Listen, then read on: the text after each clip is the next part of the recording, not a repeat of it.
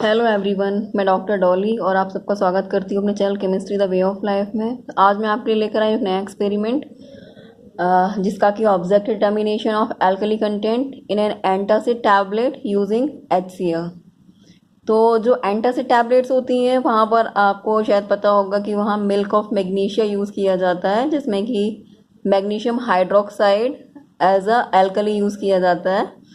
और यहाँ पर हम मिल्क ऑफ मैग्नीशिया की जगह पर सोडियम बाई कार्बोनेट को यूज़ करेंगे, इसके सॉल्यूशन को यूज़ करेंगे, जो कि अगर हम पीएच कंपेयर करें एंटासिड टैबलेट और सोडियम बाई कार्बोनेट का, तो sodium by carbonate slightly alkaline solution होता है इसका, और जो हमारा एंटासिड्स होते हैं वो भी स्लाइटली एल्कलाइन होते हैं। तो कभी कभी एक्सपेरिमेंट में एंटासिड टैबलेट्स को भी यूज़ कर लिया जाता है, लेकिन हम यहाँ पर सोडियम बाइकार्बोनेट यूज़ करेंगे। और बाकी के जो और रिएजेंट्स यूज़ करने वाले हैं हम, वो है sodium carbonate, standard hydrochloric acid, methyl orange as indicator, distil water. और जो केमिकल रिएक्शंस होती है तो आपको पता होगा, जब भी एसिड बेस रिएक्ट करते हैं तो हमेशा न्यूट्रलाइजेशन रिएक्शन होती है। तो यहाँ पर अगर हम सोडियम बाइकार्बोनेट की रिएक्शन हाइड्रोक्लोरिक एसिड से कराते हैं तो सॉल्ट का फॉर्मेशन होगा NaCl, वाटर निकलेगा और कार्बन डाइऑक्साइड रिलीज हो जाएगी। तो इस तरीके से केमिकल रिएक्शन होती है। जो मिथाइल ऑरेंज इंडिकेटर है, ये एक एसिड बेस इंडिकेटर है। इसका किस तरीके से यूज होता है और ये किस तरीके से अपना स्ट्रक्चर चेंज करता है, ये भी हमने नीचे दिखा रखा है। तो देखिए यहाँ पर इसकी बेसिक फॉर्म गिवन है। बेसिक फॉर्म में जो नाइट्रोजन के पास में ये जो मिथाइल ऑरेंज होती है एक एजोडाई है। एजोडाई, इसमें एक एजो ग्रुप होता है, N डबल बॉन्ड N, इसलिए हम इसको एजोडाई कहते हैं, और ये एसिड बेस इंडिकेटर का काम करती है। तो नाइट्रोजन के पास जो लोन पेयर होता है, अगर ये लोन पेयर यहाँ पर शिफ्ट हो जाए और डबल बॉन्ड का फॉर्मेशन कर ले, तो यहाँ जो बेंजीन रिंग के पाई इलेक्ट्रॉन्स हैं उनकी शिफ्टिंग हो जाती है, और इस तरीके से शिफ्टिंग होने की वजह से ये पाई बॉन्ड रिंग के बाहर की तरफ शिफ्ट हो जाता है। और इसके बाद में जो ये डबल बॉन्ड है नाइट्रोजन के, इसके जो पाई इलेक्ट्रॉन्स हैं वो नाइट्रोजन पे शिफ्ट हो जाते हैं। इस तरीके से नाइट्रोजन पे नेगेटिव चार्ज जनरेट हो जाता है। तो जब कभी हम एसिड से रिएक्शन कराते हैं तो ये जो नेगेटिव चार्ज है, इसकी वजह से जो प्रोटॉन है वो नाइट्रोजन के साथ में अटैच्ड हो जाता है। तो जो इसकी एसिडिक फॉर्म बनती है वहाँ पर यहाँ एक हाइड्रोजन एटम अटैच रहता है नाइट्रोजन के साथ में, और ये इस तरीके से क्विनोनॉइड रिंग बन जाती है जहाँ नाइट्रोजन के पास पॉजिटिव चार्ज रहता है। तो इसकी जो बेसिक फॉर्म होती है वो येलो कलर शो करती है। अगर मिथाइल ऑरेंज को हम बेसिक मीडियम में लेंगे, अगर हम पीएच इसका 4.4 से ऊपर रखते हैं तो ये येलो कलर शो करता है, और अगर हम पीएच को 3.1 से नीचे रखते हैं तो ये रेड कलर शो करता है। तो ये एसिडिक फॉर्म होती है जहां पर कि हाइड्रोजन एटम से अटैच रहता है। अगर इसको बेसिक फॉर्म में कन्वर्ट किया जाएगा, बेस से रिएक्ट कराया जाएगा, तो हाइड्रोजन एटम वापस चला जाएगा और ये अपनी बेसिक फॉर्म में कन्वर्ट हो जाता है। इस तरीके से ये बेसिक मीडियम में येलो और एसिडिक मीडियम में रेड कलर शो करता है। अब हमें इस एक्सपेरिमेंट के लिए कौन कौन से केमिकल्स प्रिपेयर करने हैं, तो मैं केमिकल्स रिक्वायर्ड आपको बता ही चुकी हूँ। हमें चाहिए होगा N/10 हाइड्रोक्लोरिक एसिड सॉल्यूशन। तो जो हमारे पास लैब में अवेलेबल होता है कंसनट्रेटेड HCl, उसकी नॉर्मेलिटी 12 होती है। अगर हमें उससे N/10 नॉर्मेलिटी का HCl सॉल्यूशन बनाना है तो हमें N1V1 = N2V2 से इसका वॉल्यूम कैलकुलेट करना होगा कि हमें कितना वॉल्यूम रिक्वायर्ड है 1 लीटर में, अगर हमें N/10 HCl बनाना है। तो देखिए यहाँ पर हम फॉर्मूला अगर पुट करेंगे तो ये आ जाता है 12 × V1 = 1/10 × 1000। अगर हम यहाँ से V1 निकालेंगे, 12 नॉर्मलिटी का कितना वॉल्यूम चाहिए ये निकालेंगे अगर, तो ये आएगा 100/12। अगर हम इसको डिवाइड करेंगे तो ये आ जाता है ऑलमोस्ट 8.33 ml। इसका मतलब है अगर हमें 1 लीटर में N/10 HCl सॉल्यूशन बनाना है तो हमें 12 नॉर्मेलिटी के कंसनट्रेटेड एसिड का 8.33 ml वॉल्यूम 1 लीटर में डालना होगा। और इसको बनाने के लिए बहुत प्रिकॉशन यूज़ करनी होती है। हमें पहले डिस्टिल वाटर वॉल्यूमेट्रिक फ्लास्क में डाल लेना होता है, उसमें ड्रॉप वाइज करके धीरे धीरे करके स्लाइडली एसिड को ऐड करना होता है, ताकि बम्पिंग ना हो और कोई भी हजार्ड ना हो। हमें सेकंड सॉल्यूशन जो हमें चाहिए, स्टैंडर्डाइजेशन करना है हमें इस HCl सॉल्यूशन का। इसके लिए हमें चाहिए N/10 सोडियम कार्बोनेट सॉल्यूशन।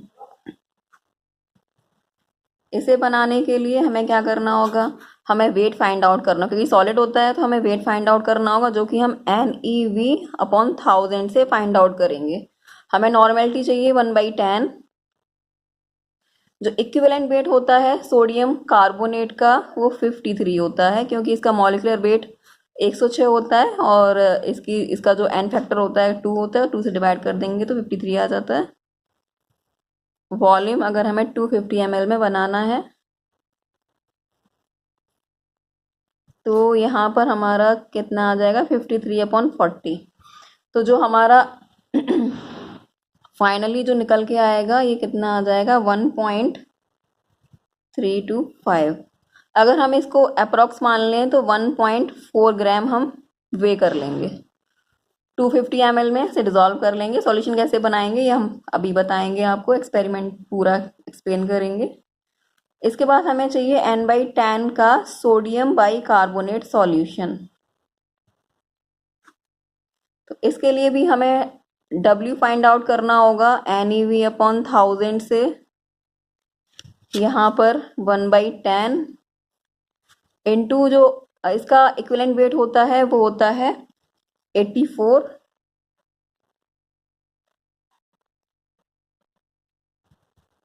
तो यहाँ पर जो हमारा इसका वेट आएगा ये आएगा 84 डिवाइडेड बाय 40 यानी कि 2.1 ग्राम।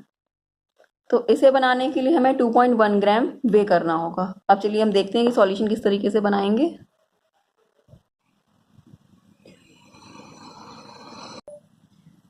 तो देखिए सॉल्यूशंस किस तरीके से बनते हैं ये पूरा मैं एक्सपेरिमेंट में बताऊंगी, क्योंकि अगर मैं एक्सपेरिमेंट और ये जो प्रिंसिपल और कैलकुलेशन का वीडियो अगर कंबाइन करूंगी तो वीडियो काफ़ी लेंथी हो जाएगा।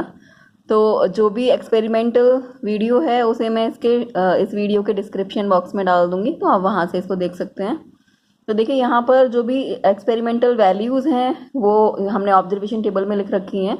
तो हमने जो हाइड्रोक्लोरिक एसिड बनाया था N/10, उसका हमें स्टैंडर्डाइजेशन करना होता है। और स्टैंडर्डाइजेशन करने के लिए जो हमें N/10 सॉल्यूशन लिया था सोडियम कार्बोनेट का, हम सोडियम कार्बोनेट के सॉल्यूशन को यूज़ करते हैं। तो इसके लिए देखिए हमें 10 ml सोडियम कार्बोनेट सॉल्यूशन लेते हैं और जो हमारा HCl सॉल्यूशन है उसको ब्यूरेट में फिल कर लेते हैं। तो देखिए हमें हमेशा किसी भी टाइट्रेशन के लिए 3 रीडिंग्स लेनी होती हैं। तो हमने यहाँ 3 रीडिंग ली हुई है। जो हमारी फर्स्ट रीडिंग है वो 17.4 आई है ब्यूरेट की रीडिंग। इनिशियल हमने 0.0 लिया हुआ है, तो जो हम इसका डिफरेंस निकालेंगे तो 7.4 ही आएगा। और जो हमारी सेकेंड रीडिंग है 7.5 ml आई हुई है और थर्ड रीडिंग भी 7.5 ml है। तो जो हमारी 2 कॉन्जिक्यूटिव रीडिंग्स हैं ये क्या है, 17.5 हैं, इसीलिए हम कैलकुलेशन में 17.5 को ही यूज़ करेंगे। इसके बाद में जब हम इसका स्टैंडर्डाइजेशन कर लेंगे तो हमें फाइनली HCl को इस स्टैंडर्डाइज HCl को यूज़ करके अपनी एल्कली कंटेंट फाइंड आउट करना होता है। तो इसकी नॉर्मेलिटी तो हम फाइंड आउट कर ही लेंगे कैलकुलेशन करके कि कितनी नॉर्मेलिटी का सॉल्यूशन है। इसके साथ साथ हमें जो सोडियम बाइकार्बोनेट सॉल्यूशन बनाया है उसके लिए भी हमें टाइट्रेशन की रीडिंग्स लेनी होती हैं। तो जो हमारी टाइट्रेशन की रीडिंग्स आई थी वो आई थी, अगर हम सोडियम बाइकार्बोनेट 10 ml लेते हैं तो जो हमारी ब्यूरेट की रीडिंग आई थी वो 15.3 आई थी फर्स्ट रीडिंग, और जो सेकेंड रीडिंग थी वो 15.2 और थर्ड रीडिंग भी 15.2 आई है। तो हमारी यहाँ पर जो 2 कॉन्जिक्यूटिव रीडिंग्स हैं वो 15.2 हैं। इसलिए हम कैलकुलेशन में जो वॉल्यूम यूज़ करेंगे हाइड्रोक्लोरिक एसिड का वो 15.2 ml यूज़ करेंगे।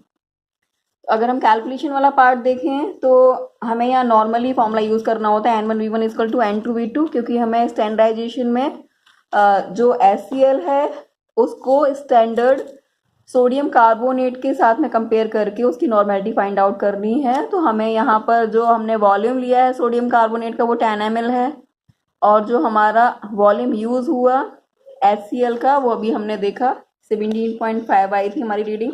तो ये हमारा कितना है, 17.5 है। जो हमारी नॉर्मेलिटी थी सोडियम कार्बोनेट की वो 1/10 थी, और हमें नॉर्मेलिटी HCl की फाइनली फाइंड आउट करनी है। ऐसा हमें इसलिए करना होता है क्योंकि लैब में जो भी केमिकल्स जो भी सेकेंडरी स्टैंडर्ड्स होते हैं उनकी नॉर्मेलिटी जब भी हम सॉल्यूशन बनाते हैं तो बिल्कुल एग्जैक्ट नॉर्मेलिटी नहीं बनती है जो भी हम बना रहे होते हैं। तो हमारा जो प्राइमरी स्टैंडर्ड्स होते हैं जिनकी नॉर्मेलिटी चेंज नहीं होती थोड़े से फ्लक्चुएशन से, उन प्राइमरी स्टैंडर्ड्स को यूज़ करके हम सेकेंडरी स्टैंडर्ड्स सॉल्यूशंस की नॉर्मेलिटी फाइंड आउट करते हैं। यहाँ पे हमारा जो सोडियम कार्बोनेट है वो प्राइमरी स्टैंडर्ड है, जो कि हमने वे करके बनाया था, और वे करने के लिए हमने 1.4 ग्राम वे किया था सोडियम कार्बोनेट को, और उसको 250 ml में डिजोल्व किया था। तो वहाँ पर उसकी नॉर्मेलिटी हम स्टैंडर्ड मान के चलते हैं, क्योंकि उसकी नॉर्मेलिटी जनरली चेंज नहीं होती अगर हमने एग्जैक्ट सॉल्यूशन बनाया है वॉल्यूमेट्रिक में।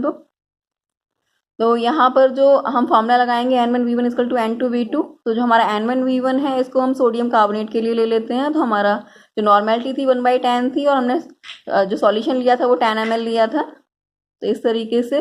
और जो हमारा N2 हमें फाइंड आउट करना है HCl का, कि एग्जैक्ट हमारा कितनी नॉर्मेलिटी का सॉल्यूशन बना है, और जो V2 है वो हमारा 17.5 है। अगर हम N2 कैलकुलेट करते हैं तो हमारी आती है 0.057। तो हमें सॉल्यूशन तो बनाना था 0.1 नॉर्मल का, लेकिन हमारा जो सॉल्यूशन बना है वो बना है 0.057 नॉर्मल। इसीलिए कैलकुलेशन जो स्टैंडर्डाइजेशन है वो ज़रूरी होता है, क्योंकि लैब में हमने जो भी हमारा 12 नॉर्मल की केन आती है HCl की, हमने वहाँ से सॉल्यूशन नहीं बनाया था। हमने जो सॉल्यूशन बनाया था वो जो हमारे कंसनट्रेटेड HCl रखा रहता है जनरल रैक पे, वहाँ से बनाया था। तो उसकी नॉर्मेलिटी हो सकता है कि एग्जैक्ट 12 नॉर्मल ना रही हो, कम, वो हो सकता है डाइल्यूटेड रहा हो, इस वजह से जो हमारा सॉल्यूशन बना है वो कम नॉर्मेलिटी का बना है। तो हम इसी नॉर्मेलिटी को यूज़ करेंगे अपनी कैलकुलेशन में। तो जो हमारी सोडियम बाइकार्बोनेट के साथ में रीडिंग आई थी, वहाँ पर हमारा जो वॉल्यूम ऑफ HCl यूज़ हुआ था 15.2 ml यूज़ हुआ था, उसकी नॉर्मेलिटी जो हमने अभी कैलकुलेट की है 0.057 कैलकुलेट की है। जो हमारा सोडियम बाइकार्बोनेट का हमने वॉल्यूम लिया था वो 10 ml था। तो अभी हमें यहाँ पे फाइंड आउट करना है normality of sodium bicarbonate. Alkali content के लिए हमें इसकी ज़रूरत होगी, तो हम जब इसकी सारी वैल्यूज पुट कर देंगे तो जो हमारी N2 की वैल्यू आएगी फाइनली वो आ जाएगी कैलकुलेशन के बाद में 0.0866। तो ये जो हमारी वैल्यू आ रही है 0.0866, ये हमारी नॉर्मेलिटी ऑफ सोडियम बाइकार्बोनेट है। अब हमें एल्कली कंटेंट फाइंड आउट करना है, तो जो भी हमारी नॉर्मेलिटी आई है सोडियम बाइकार्बोनेट की, उसमें हम मॉलिक्यूलर वेट का मल्टीप्लाई करेंगे सोडियम बाइकार्बोनेट के साथ में 1000 का मल्टीप्लाई करेंगे, क्योंकि हमने जो वॉल्यूम लिया है वो ml में लिया है। जब हम इसको लीटर में कन्वर्ट करेंगे तो यहाँ पर देखिए जो हमारा जो वॉल्यूम यूज़ हुआ है वो N2 के लिए यहाँ 1/10 हो रहा है। अगर हम यहाँ पर इसको लीटर में कन्वर्ट कर लेते हैं तो हम मल्टीप्लाई 1000 करते हैं नीचे की तरफ, तो यहाँ पर 10⁻³ आ जाता। अगर हम यहाँ पर इसको लेते तो, लेकिन सॉरी 10⁻³ नहीं है, 10⁻³ आ जाता, क्योंकि 10 डिवाइड बाय 1000 करते हैं हम, तो 10⁻³ इस तरफ आ जाता, तो यहाँ पर 10⁻³ आ जाता। अभी हमें वही 10⁻³ का यहाँ मल्टीप्लाई करके इसको कन्वर्ट करना होगा लीटर में। तो हमने मॉलिक्यूलर वेट का मल्टीप्लाई करेंगे और 1000 का मल्टीप्लाई कर देंगे, ताकि जो हमारी वैल्यू आएगी वो ग्राम पर लीटर में आ जाएगी। तो ये जो हमारा एल्कली कंटेंट है ये फाइनली कैलकुलेट होने के बाद आया है। जो हमारी नॉर्मेलिटी है 0.0866 है, जो मॉलिक्यूलर वेट है सोडियम बाइकार्बोनेट का वो 84 है। 1000 का मल्टीप्लाई कर देंगे तो हमारी वैल्यू आएगी वो 274.44 ग्राम पर लीटर आएगी। तो इस तरीके से फाइनली हमें रिजल्ट लिखना होता है। तो हमारा जो रिजल्ट आया है वो क्या है, the alkali content of sodium bicarbonate is 7274.44 ग्राम पर लीटर। तो इस तरीके से हम, अगर हमारे पास एंटासिड टैबलेट होगी तो हम एंटासिड टैबलेट का भी जो एल्कली कंटेंट है फाइंड आउट कर सकते हैं। और हम यहाँ पर हमने जो लिया था सोडियम बाइकार्बोनेट वो भी स्लाइटली एल्कलाइन होता है। अगर हम N/10 सॉल्यूशन का pH चेक करेंगे तो वो ऑलमोस्ट 8.5 8.4 के आसपास आता है। और जो हमारा एंटासिड टैबलेट होती है जिसमें मिल्क ऑफ मैग्नीशिया यूज होता है, अगर हम उसका pH चेक करते हैं तो उसका जो pH है वो 10.5 10.4 के अप्रॉक्स आता है। तो जो एल्कली कंटेंट है दोनों ही स्लाइटली एल्कलाइन होते हैं, और इस वजह से जो एंटासिड है वो हमारे स्टमक में जाके अगर एसिड कंटेंट ज़्यादा होता है तो उसको न्यूट्रलाइज कर देता है, और न्यूट्रलाइजेशन के बाद में हमें रिलीफ मिलता है। अगर हमें हार्ट बर्न की प्रॉब्लम हो रही होती है या फिर एसिडिटी हो रही होती है तो जो एंटासिड्स होते हैं वो वहाँ पर हेल्पफुल होते हैं। तो जो हमारा सोडियम बाइकार्बोनेट है वो भी स्लाइटली एल्कलाइन है, तो हमने यहाँ एल्कली कंटेंट फाइंड आउट किया सोडियम बाइकार्बोनेट का। अब इसी मैथड से आप किसी एंटासिड का भी फाइंड आउट कर सकते हैं। होप ये वीडियो आपको समझ में आई होगी। कैलकुलेशन किस तरीके से करते हैं और किस तरीके से हम कंपेयर कर सकते हैं एंटासिड को सोडियम बाइकार्बोनेट से। अगर कोई भी कमेंट हो या फिर आपको कोई भी डाउट हो तो आप कमेंट करके पूछ सकते हैं। और अगर नेक्स्ट और भी नए एक्सपेरिमेंट्स के लिए आपको चैनल से जुड़े रहना पड़ेगा। अगर अभी तक आपने सब्सक्राइब नहीं किया है चैनल तो आप चैनल को सब्सक्राइब कर लीजिए। तो आज की वीडियो में इतना ही। Thank you.